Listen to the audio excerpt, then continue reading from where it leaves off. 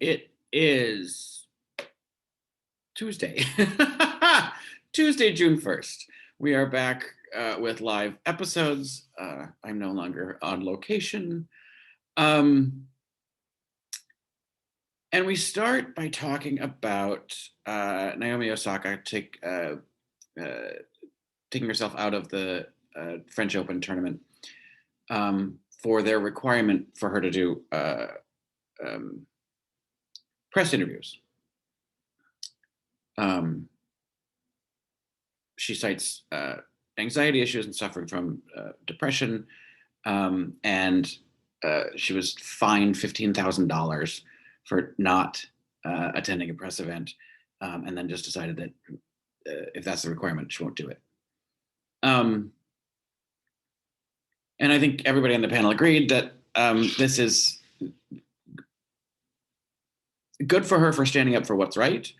I do believe that Whoopi, and I think Sunny sort of alluded to the same thing. This is really on the Tennis Association to put some pressure on to change some rules.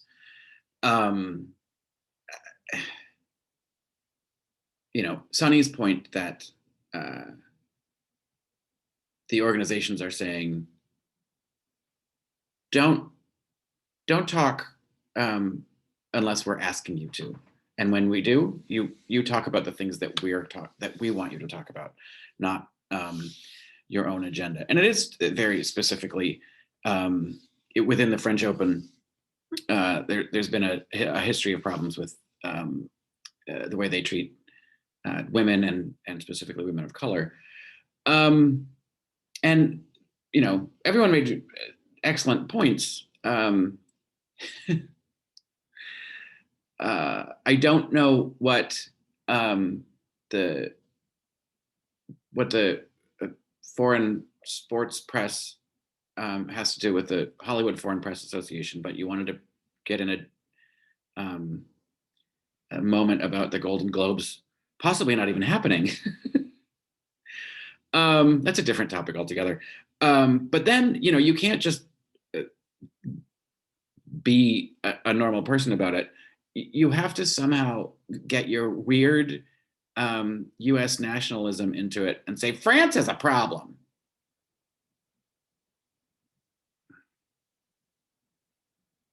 I don't remember if you, I don't know if you remember about, Charlie Hebdo and the whole, there's the French press have a,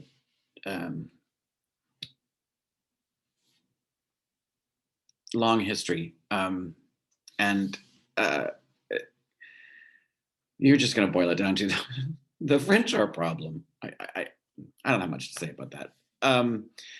Anyway, we then move on to the Pride Parade and the Heritage of Pride Association telling the NYPD they cannot march in their uniforms. And you are all uppity about that. This isn't a group of people becoming what they hate. This is an organization making a stand, making a point to say, you can't both be our oppressor and our ally. And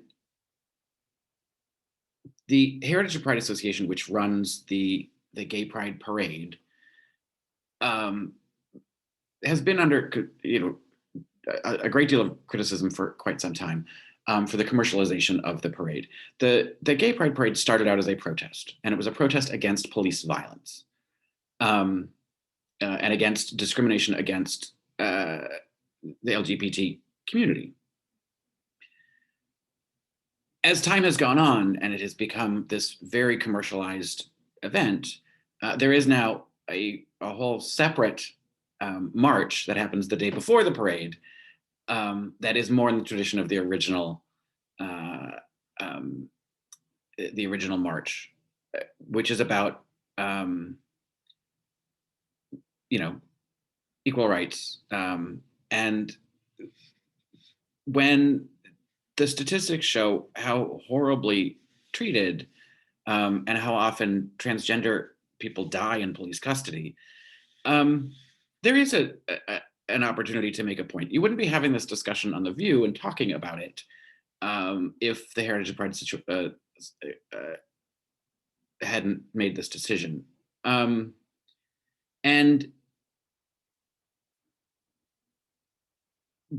making a decision about whether or not you are celebrating with us, I'm fairly confident, if the Proud Boys wanted a spot in the Pride Parade, they wouldn't be allowed. Um, so when you're organizing a celebration, it um, you have the right, to determine who's going to be incorporated and not. Unfortunately, what will happen is that there's going to be a whole lot of corporate floats, and Delta will come in and they'll be real gay for a day, and that whole thing, right? It's sort of bought and sold in that parade. But what they're trying to do is become a little more relevant, right, and make this point that you can't participate in an organization that is oppressive to us and then try and celebrate us. And it's surprising to me that you would get this upset about it, because you're the one who continually says, when you criticize my group, the Republicans, I get tribal about it. And we aren't in the business of making legislation via parade. So this is an opportunity to be able to say, you know what, if you really want to be a part of us, then you need to fix the situation that you're in. Help reform what's happening. Help the community you claim to be a part of and are proud of by being vocal and changing the system. You talk about all of your friends in law enforcement that want to see the system reform. Where are they? Where are those police officers and whatever the precincts and squads and however they're all delineated? Where are they? Where are they standing up denouncing the activities of other police departments? I haven't seen one. So if the police themselves are concerned about reform, why aren't they actually saying that or doing anything about it? The whole blue wall of silence and all that bullshit is part of the problem. It's a huge part of the problem. And I don't think not getting to march in a parade is that big of a deal when the organization is murdering people at such a huge rate. So you can keep that opinion. And Dan Abrams comes on. There's a lot of legal ramifications of things that are going on in the country, things that are going on in the legislature, and you choose your time to talk about a TV program you miss. Oh, I miss my reality TV show. Which, by the way, you called the #1 program on cable, which was vastly incorrect. It was the highest rated program on its channel, A&E, and it was the #1 program for its time slot on Fridays. But that's not all of cable. So Meghan does hyperbole.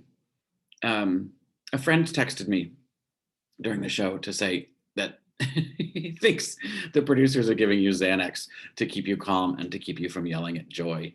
I don't necessarily think you're being drugged, but I do think you've definitely been told to tone it down.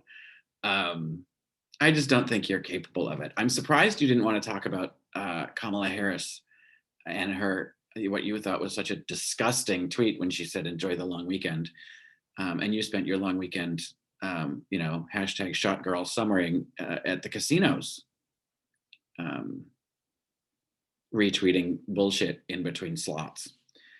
So anyway, it's a quiet day. We'll see you tomorrow.